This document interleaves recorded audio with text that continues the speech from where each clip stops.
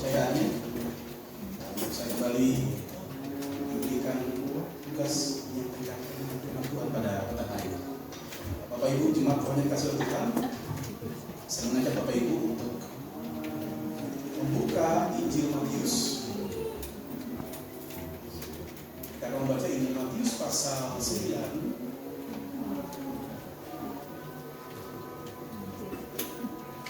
dari ayat 27 sampai ayat yang ke-29. Injil Matius pasal 9 ayat 27 sampai ayat yang ke-29.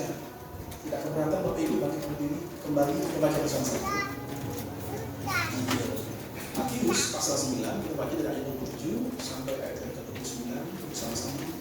Buka Alkitab untuk judul di atas ayat 27, Yesus menyembuhkan mata dua orang buta. 1, 2, 3. Ketika Yesus meneruskan perjalanannya ke sana, dua orang buta mengikutinya sambil berseru-seru dan berkata, "Kasihanilah kami, hai anak Daud." Yesus masuk Ke dalam sebuah rumah, datanglah kedua orang buta itu kepadanya, dan Yesus berkata kepada mereka, "Percayakah kamu bahwa aku dapat melakukannya?" Mereka menjawab, "Ya Tuhan, kami percaya." ayat 29. Lalu Yesus menjamah mata mereka sambil berkata, "Jadilah kepadamu menurut imanmu." Amin. Silakan Bapak Ibu duduk dan menyimak dari kitab masing-masing. Saya akan baca sekali lagi nanti kita semua. Injil Matius pasal 9 ayat 27 sampai 29, lembaga Alkitab judul di atas ayat 27, Yesus menyembuhkan mata dua orang buta. Ketika Yesus meneruskan perjalanannya dari sana, dua orang buta mengikutinya sambil berseru-seru dan berkata, "Kasihanilah kami, hai anak Daud." Setelah Yesus masuk ke dalam sebuah rumah, datanglah kedua orang buta itu kepadanya, dan Yesus berkata kepada mereka, "Percayakah kamu bahwa aku dapat melakukan ini?" Mereka menjawab, "Iya Tuhan, kami percaya." Lalu Yesus menjamah mata mereka sambil berkata, "Jadilah kepadamu menurut iman." Bapak Ibu yang dikasih oleh Tuhan, sebelum cerita ini, kalau kita menurut ke ayat-ayat sebelumnya, di dalam ayat 2, ya Injil Matius pasal 9 ayat 2, di sana ada cerita orang lumpuh yang kemudian disembuhkan oleh Yesus. Saya baca dari ayat pertama, Matius pasal 9. Sesudah itu naiklah Yesus ke dalam perahu lalu menyeberang, kemudian sampailah dia ke kotanya sendiri. Mungkin yang dimaksud adalah Nazaret, di mana Yesus lahir, dibesarkan. Maka dibawa olehlah kepadanya seorang lumpuh yang terbaring di tempat tidurnya. Ketika Yesus melihat iman mereka, berkatalah ia kepada orang lumpuh itu, "Percayalah, hai anakku, dosamu sudah diampuni," dan seterusnya. Singkat cerita, orang lumpuh ini disembuhkan. Nah, di sini Yesus melihat iman mereka. Kata ayat 2. Ketika Yesus melihat iman mereka, siapa mereka? Mereka adalah orang-orang yang membawa orang lumpuh ini kepada Yesus. Yang Yesus lihat adalah iman orang-orang ini. Kalau berbicara doa syafaat, maka mereka ini adalah pendoa-pendoa syafaat yang membawa beban doanya ke hadapan Yesus. Yesus melihat iman mereka dan disembuhkan oleh orang lumpuh. Kemudian ada lagi dalam Matius pasal 9 ayat 9. Ini adalah iman Matius. Matius 9 ayat 9. Setelah Yesus pergi dari situ, ia melihat seorang yang bernama Matius duduk di rumah cukai. Lalu ia berkata kepada Matius, "Ikutlah aku." Maka berdirilah Matius, lalu mengikut dia. Tadi kita melihat iman orang-orang yang membawa orang lumpuh. Sekarang di ayat 9 kita melihat iman seorang Matius, pemungut cukai. Bagi masyarakat Yahudi, pemungut cukai adalah pengkhianat bangsa. Karena mereka mau mencukai dari bangsanya sendiri. Label berikutnya adalah pemungut cukai ini sama dengan orang berdosa. Ketika Yesus menawarkan kepada Matius, ikutlah. Matius merespon, berdiri, kemudian mengikuti Yesus. Ini adalah iman Matius. Kemudian di ayat 18, Matius 9 ayat 18. Sementara Yesus berbicara demikian kepada mereka, datanglah seorang kepala rumah ibadat lalu menyembah dia dan berkata, anakku perempuan baru saja meninggal. Tetapi datanglah dan letakkanlah tanganmu atasnya, maka ia akan hidup. Ini adalah iman kepala rumah ibadat. Dia menerima kabar bahwa anaknya sudah meninggal. Tetapi dia percaya kalau Yesus datang dan meletakkan tangannya atas anaknya, maka ia akan hidup. Iman seorang kepala rumah ibadat di ayat 18. Kemudian kita menemukan lagi iman perempuan yang mengalami 12 tahun pendarahan di ayat 21. Saya baca dari ayat 20. Pada waktu itu seorang perempuan yang sudah 12 tahun lamanya menderita pendarahan maju mendekati Yesus dari belakang dan menjamah jubahnya. Ayat 21, karena katanya dalam hatinya, asal ku jamah saja jubahnya, aku akan sembuh. Ini iman seorang perempuan yang sudah 12 tahun lamanya menderita pendarahan. Asal ku jamah saja ujung jubah Yesus, jubah Yesus, aku pasti sembuh. Ada sekian banyak orang mengurumuni Yesus, dan saya yakin perempuan yang sudah 12 tahun mengalami pendarahan ini kondisinya pasti sangat lemah. Kalau orang anemia dia udah pucat gitu ya, ini 12 tahun, dia pasti kekurangan darah, pasti lemah, pasti kurus. Tetapi dia berusaha untuk menjangkau Yesus dengan imannya. Nah, kita sudah melihat beberapa contoh iman, bukti iman di pasal 9 ini. Dan cerita tentang anak kepala rumah ibadat yang kemudian bangkit di ayat 25, Matius pasal 9 itu tersebar luas kemana-mana di ayat 26. Nah, ayat 25, setelah orang banyak itu diusir, Yesus masuk dan memegang tangan anak itu, anak kepala rumah ibadat, lalu bangkitlah anak itu dari kematiannya. Ayat 26, maka tersiarlah kabar tentang hal itu ke seluruh daerah itu. Dan kabar inilah nampaknya didengar oleh 2 orang buta yang kita baca tadi di ayat 27, 28, dan 29.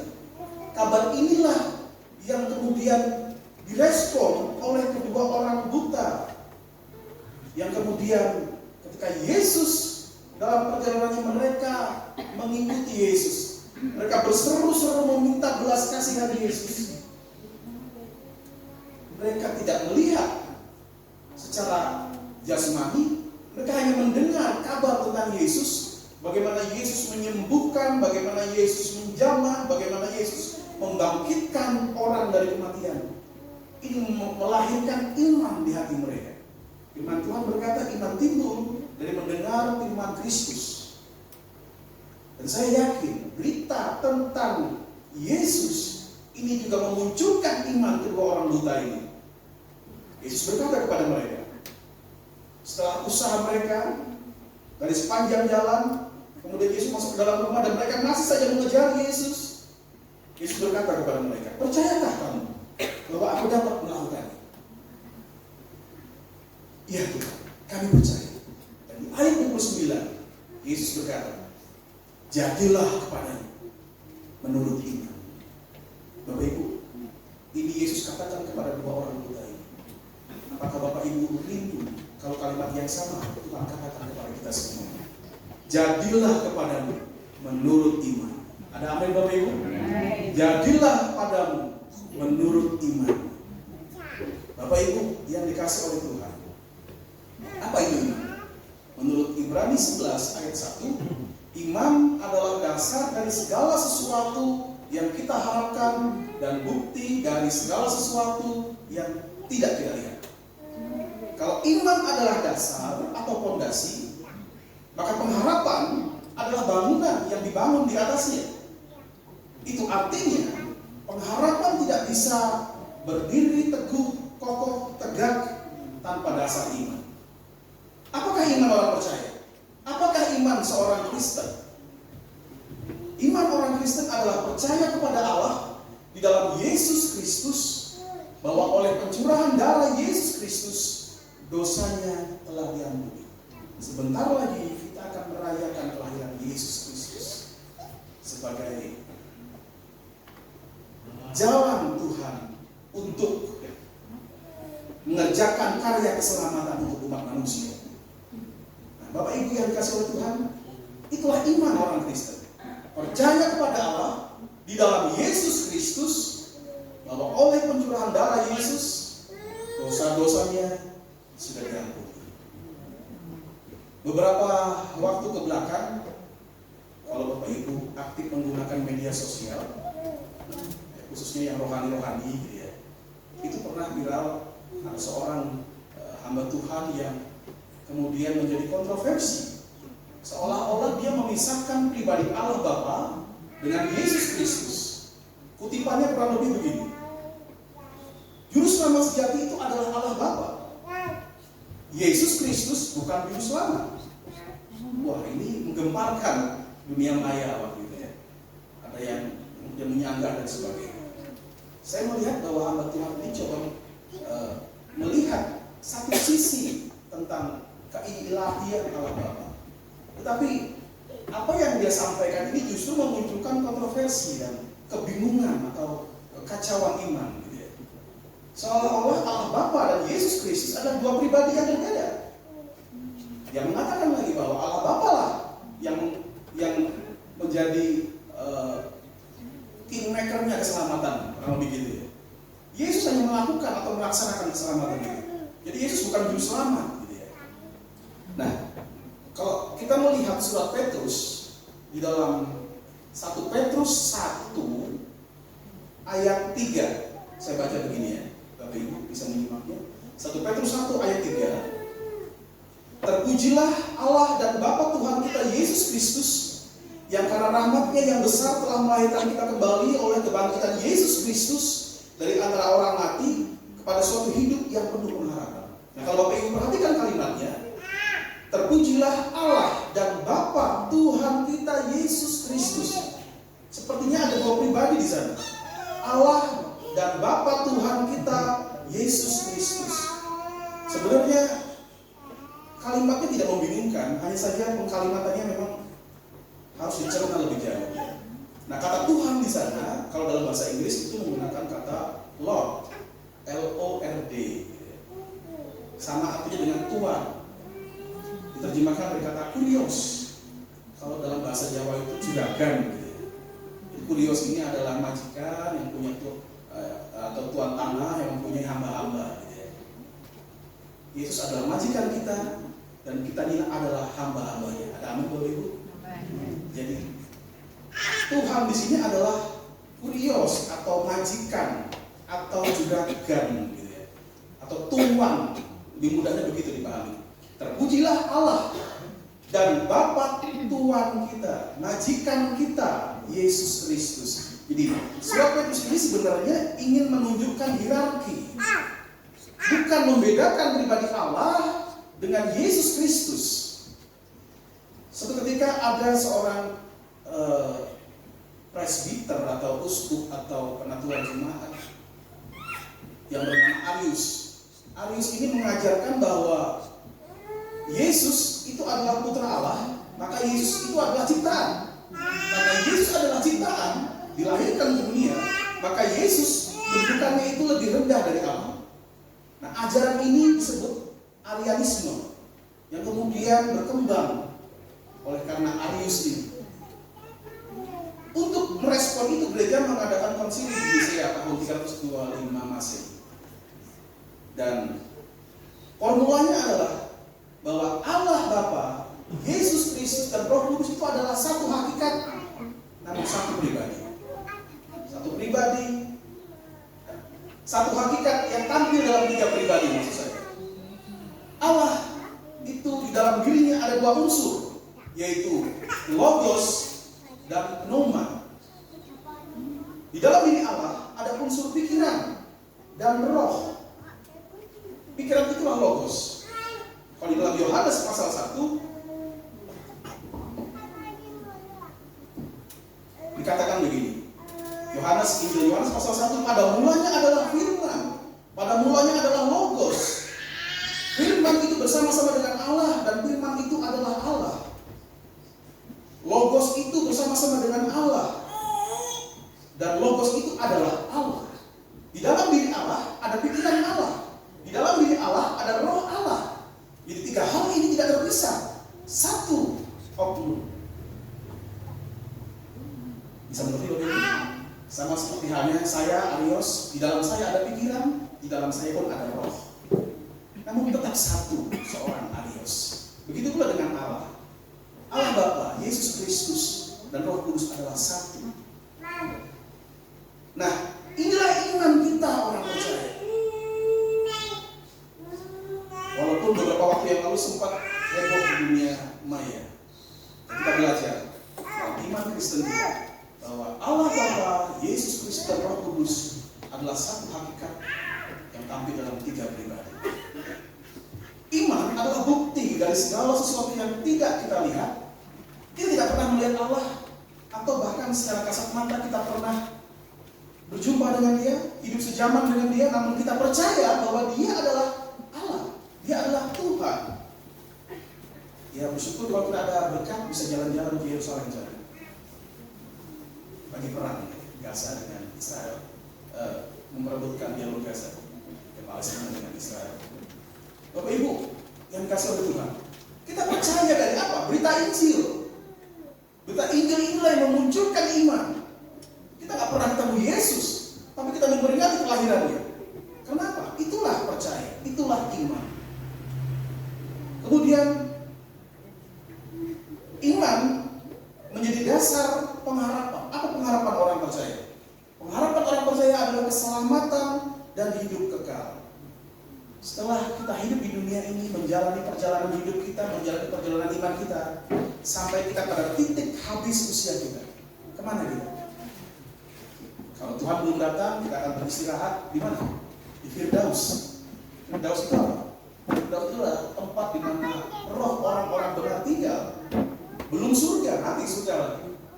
Ketika Yesus berbicara kepada salah satu orang penjahat yang ada yang disalib bersama-sama dengan dia, dan dia percaya kepada Yesus, kalau kau kembali dalam kerajaanmu, kau ingatlah aku. Yesus berkata kepadanya, saat ini juga kau akan bersama-sama dengan aku di Firdaus. Artinya apa? Setelah kita mati nanti, kita akan beristirahat di Firdaus. Nanti ketika Yesus datang kembali, orang-orang yang mati di dalam Tuhan yang ada di Firdaus ini akan dibangkitkan pada kebangkitan yang pertama. Kemudian kita akan menghukum dunia bersama-sama dengan Yesus. Kemudian kita akan hidup dalam kerajaan 1000 tahun damai bersama-sama dengan Yesus memerintah. Bapak Ibu bisa lihat itu di dalam Wahyu pasal 20. Ada judul perikop di sana, kerajaan 1000 tahun damai. Nah, inilah pengharapan kita, hidup kekal bersama-sama dengan Yesus. Hari ini kita berbakti kepada Tuhan, hari ini kita mencari Tuhan, hari ini kita melayani Tuhan, kita bekerja, berbakti, mengabdi kepada Tuhan dengan apa? Dengan kekuatan kita, dengan waktu kita, dengan kemampuan finansial kita mendukung pelayanan pekerjaan Tuhan. Kita sedang melakukan pekerjaan yang tidak sia-sia, Bapak Ibu. Surat Rasul Paulus kepada jemaat di Korintus 1 Korintus 15 ayat 58. Bergiatlah di dalam Tuhan, jangan goyah, bahwa jerih payahmu tidak sia-sia, ada pahala yang sedang menanti. Ada amin Bapak Ibu? Dan kita pun akan menerima kehidupan yang kekal bersama-sama dengan Yesus. Itulah pengharapan kita. Iman adalah dasar dari segala sesuatu yang kita harapkan dan bukti yang tidak kita lihat. Apa bukti iman Bapak Ibu? Kalau malam hari ini Bapak Ibu ada di tengah-tengah persekutuan ini, itu adalah bukti Bapak Ibu mengasihi Tuhan. Itu adalah bukti iman Bapak Ibu. Bapak Ibu menyanyi, memuji, menyembah Tuhan. Itu adalah bukti iman Bapak Ibu. Kapan pengharapan itu terrealisasi? Saat ini kita baru menerima jaminannya. Apa jaminannya? Roh Kudus. Di dalam Efesus 1 surat Rasul Paulus kepada jemaat di Efesus. Efesus pasal 1 ayat 13. Saya baca untuk kita semua. Perhatikan ini Bapak Ibu. Efesus pasal 1 ayat 13. Di dalam Dia kamu juga, karena kamu telah mendengar firman kebenaran, yaitu Injil keselamatanmu, di dalam Dia kamu juga, ketika kamu percaya, dimeteraikan dengan Roh Kudus yang dijanjikannya itu. Ketika kita percaya bahwa Yesus adalah Tuhan dan Juru Selamat hidup kita, di dalam hidup kita, kita menerima meterai. Meterai ini adalah meterai Roh Kudus. Meterai itu adalah Opa Hani Mandai almarhum berkata bahwa meterai itu diumpamakan cengkeram, seperti sesuatu yang menandai hidup kita. Meterai itu seperti kalau Bapak Ibu punya tanah, itu sudah SHM gitu, surat sertifikat hak milik. Orang nggak bisa menyerobot tanah Bapak Ibu karena Bapak Ibu sudah memegang sertifikat hak milik yang sudah ada meterainya di sana. Secara hukum itu sudah kuat dan tidak bisa digabungkan. Begitu pula dengan hidup kita. Kuasa maut, kuasa kegelapan tidak bisa lagi mengganggu-ganggu hidup kita. Ada amin Bapak Ibu? Karena kita telah menjadi anak-anak Allah. Kita telah menjadi milik kerajaan Allah. Hidup kita telah dijamin masuk surga. Hidup kita telah dijamin menerima janji-janji Allah. Itulah meterai Roh Kudus. Pertanyaannya, apa buktinya saya sudah dimeterai Roh Kudus? Saya mencatat 3 bukti bahwa kita sudah dimeterai oleh Roh Kudus. Yang pertama, kita mengaku bahwa Yesus adalah Tuhan. Itu adalah bukti kita sudah dimeterai oleh Roh Kudus. Surat 1 Korintus pasal 12. 1 Korintus pasal 12 ayat 3. 1 Korintus 12 ayat 3. Karena itu aku mau meyakinkan kamu bahwa tidak ada seorang pun yang berkata-kata oleh Roh Allah dapat berkata, terkutuklah Yesus. Dan tidak ada seorang pun yang dapat mengaku Yesus adalah Tuhan selain oleh Roh Kudus. Jadi mereka yang sudah memiliki Roh Kudus, dimeterai Roh Kudus, pasti mengaku bahwa Yesus Kristus adalah Tuhan. Itu bukti yang pertama. Bukti yang kedua, 1 Tesalonika 1 ayat 6. Surat Rasul Paulus kepada jemaat Tesalonika, 1 Tesalonika 1 ayat 6, saya baca demikian. Dan kamu telah menjadi penurut kami dan penurut Tuhan. Dalam penindasan yang berat, kamu telah menerima firman itu dengan sukacita yang dikerjakan oleh Roh Kudus. Seseorang yang sudah menerima Roh Kudus, apalagi dipenuhkan Roh Kudus, maka buah yang keluar salah satunya adalah sukacita. Kok orang Kristen jangan susah ya, goyang-guyu, keadaan lagi susah kok damai hidupnya gitu ya. Orang-orang di luar sana pasti menilai begitu kepada Bapak Ibu. Ada amin Bapak Ibu? Ada yang susah hari ini? Walaupun dompetnya lagi sepi, isinya pahlawan yang pegang parang semua. Kalau yang udah pakai kacamata udah merdeka. Sekalipun kondisi saat ini sedang tidak baik-baik saja, tapi orang-orang Kristen itu kok menyanyi tepuk tangan, kalau ketemu goyang, ketawa-ketawa, senyum-senyum gitu. Kok gak ada susahnya? Padahal kerja keras gitu. Tantangan dalam usaha pun banyak. Tapi kok sepertinya damai. Itu bukti Bapak Ibu memiliki Roh Kudus. Yang terakhir, bukti yang ketiga. Mungkin ada banyak bukti, saya hanya menemukan 3 saja. Titus 3 ayat 5. Surat Rasul Paulus kepada Titus 3 ayat 5.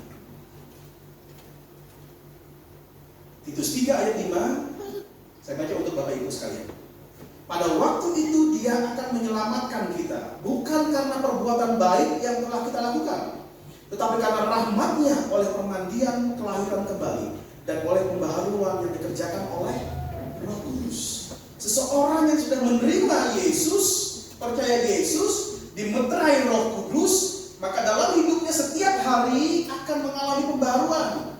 Yang tadinya suka muring-muring, marah-marah, yang tadinya tidak suka memberi, pelit, kikir, ketika Roh Kudus bekerja di dalam hidupnya, jadi orang yang ramah, lembut hatinya, yang tadinya tidak suka memberi, suka berbagi kepada tetangga kiri kanan, kepada teman kerja, kepada sesama, bahkan untuk pekerjaan Tuhan pun. Oh ini mata saya harus bisa bantu apa Om Tante? Ada dorongan untuk berkorban, dorongan untuk memberi. Dan bukan cuma memberi, tapi pembaharuan itu berbicara juga tentang karakter. Tadinya pemarah jadi lemah lembut, jadi ramah. Yang tadinya suka memukul jadi penyabar. Yang tadinya hal-hal yang buruk dilakukan, tetapi pekerjaan firman Roh Kudus itu mengubahkan hidupnya setiap hari. Enggak moro-moro langsung seperti membalik telapak tangan, tidak, tapi setiap hari akan ada perubahan, akan ada perubahan. Dan perubahan-perubahan ini dikerjakan oleh Roh Kudus yang ada di dalam kita. Makanya Bapak Ibu setiap ibadah mendengar firman Tuhan. Firman Tuhan itu kita terima, Roh Kudus menghidupkannya di dalam hati kita dan pikiran kita. Gembala bilang begini, Oma Gembala bilang begini, Bapak Pendeta yang itu bilang begini, teringat niat-niat dia. Saya disuruh mengampuni, saya disuruh memaafkan, saya disuruh berbuat begini begitu. Kita diinsapkan setiap hari. Itu bukti bahwa Roh Kudus telah termeterai di dalam hidup kita. Nah, kembali kepada kedua orang buta tadi, Matius pasal 9. Kedua orang buta tadi hanya mendengar tentang Yesus, tidak pernah berjumpa Yesus. Mereka hanya mendengar bahwa Yesus begitu dahsyat pelayanannya, pengajarannya begitu tajam, membuat orang mengerti apa sih firman Tuhan. Dan ketika Yesus meletakkan tangannya, banyak orang sembuh, bahkan ada orang yang mati dibangkitkan. Ini memunculkan iman di hati mereka. Dan mulailah mereka berseru-seru ketika Yesus lewat di jalan itu. Sampai Yesus masuk ke dalam rumah, mereka terus berseru-seru. Yesus berkata kepada mereka, percayakah kamu bahwa aku dapat melakukannya? Ya Tuhan, kami percaya. Jadilah kepadamu menurut iman. Jadilah kepada Bapak Ibu menurut iman Bapak Ibu. Apa yang menjadi pergumulan Bapak Ibu? Apa yang menjadi kerinduan jemaat di PDI Hosana Punten? Kami rindu bangunan gereja ini jadi lebih besar. Oh, jadilah seperti imanmu. Gak ada yang mustahil. Tiba Tuhan buka jalan lebih tinggi lagi, lebih lebar lagi. Jadilah seperti iman. Jangan membatasi Tuhan, tetapi juga mintalah sesuai dengan apa yang kita perlukan. Bapak Ibu mungkin punya kerinduan, saya pengen rumah saya direnovasi, saya pengen pekerjaan saya ada pengembangan usaha dan sebagainya. Gumuli itu dalam doa, Bapak Ibu. Terus gumuli dalam doa. Tuhan, saya pengen begini, saya pengen begini. Tuhan melihat iman Bapak Ibu. Dan kalau kedua orang buta ini Tuhan jawab doanya, Tuhan pun akan menjawab doa Bapak Ibu. Jadilah